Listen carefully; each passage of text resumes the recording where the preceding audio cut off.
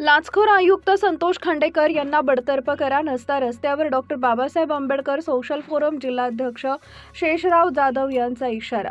लाचखोर आयुक्त खांडेकर यांना माजी मंत्री नितीन राऊत यांच्या शिफारशीवरूनही गौतम बुद्धाची मूर्ती मोतीबाग तलावात नावाचं असल्यामुळे doctor Babasaheb Ambedkar social forum आक्रमक।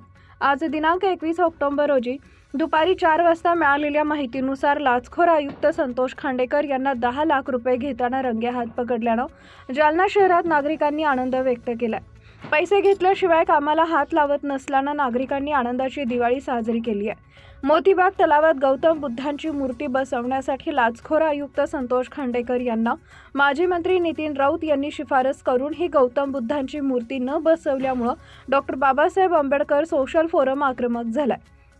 आयुक्त संतोष खांडेकर यांना बडतर्फ करा, नसता रस्त्यावर उतरेल असा इशारा doctor Babasaheb Ambedkar social forum जिल्हाध्यक्ष शेषराव जाधव यांनी दिलाय। जालना महापालिकेचे भ्रष्टाचारी आयुक्त संतोष खांडेकर यांना 10 लाख रुपये घेताना रंगेहात पकडण्यात आलेले आहे। त्याच्यानंतर देखील काल न्यायालयाने अर्ज फेटाळले। त्यांना काय सांगणार? खरं तर जालना शहराचं हे दुर्भाग्य आहे की जालना शहराला हे आयुक्त भेटला। जेव्हापासून हे आयुक्त आला तेव्हापासून महानगरपालिका झालेली आणि नगरसेवक पण त्यांचा कार्यकाळ संपलेला आहे। प्रशासक असल्याकारणे याच्याकडे पूर्ण अधिकार आल्या कारणाने यांनी फक्त भ्रष्टाचार करायचा प्रयत्न केला। आमची भगवान बुद्धांची तथागत भगवान बुद्धांसाठी मागणी होती मोती तलावामध्ये, तर आमचे मंत्री माजी मंत्री आमदार नागपूरचे डॉक्टर नितीन भाऊ राऊत यांनी मंत्रिमंडळात त्यांची सत्ता असताना ह्या मागणीला पाठपुरावा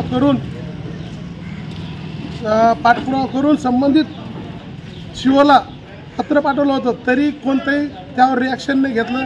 भगवान बुद्धाचा पुतळा तर झालाच नाही, शहरातले आणखी महापुरुषाचे पुतळे पण नाही झाले, सुशोभीकरण पण नाही झाले। आज तुम्ही जालन्याची परिस्थिती बघा, प्रत्येक जागेवर गड्डे आहे, घाण आहे, धुळाचं साम्राज्य झालेलं आहे।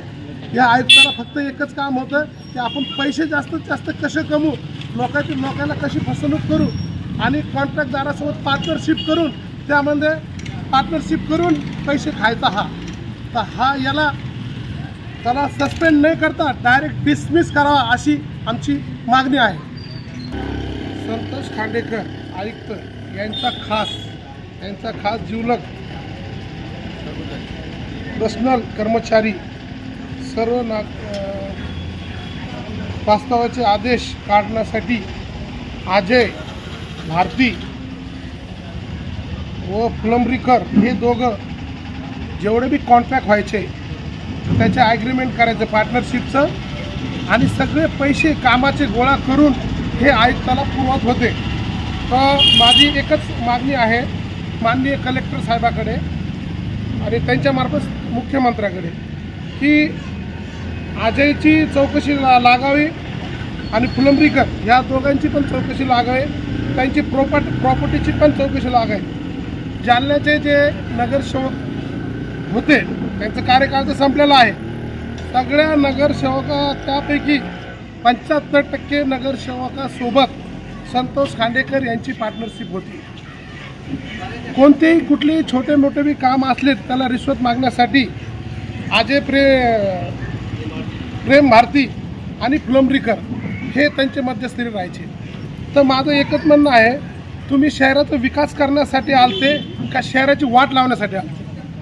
तुम्ही शहरातल्या कोणत्याही समस्या मिटवल्या नाही। मी अनेक वेळेस तुम्हाला आंदोलन केले, निवेदनं दिले, तरी आमची काही दखल घेतली नाही।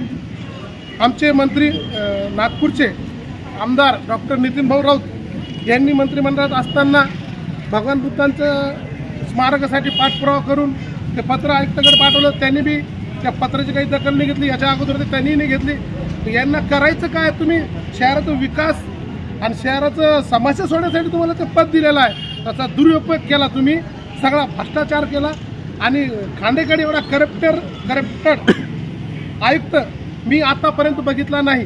तर याला फक्त सस्पेंड करून नाही चालणार, याला डिसमिस करावं, याला ड्युटीतून संपून टाकावा ही आमची मागणी आहे, नसता आम्ही रस्त्यावर उतरू।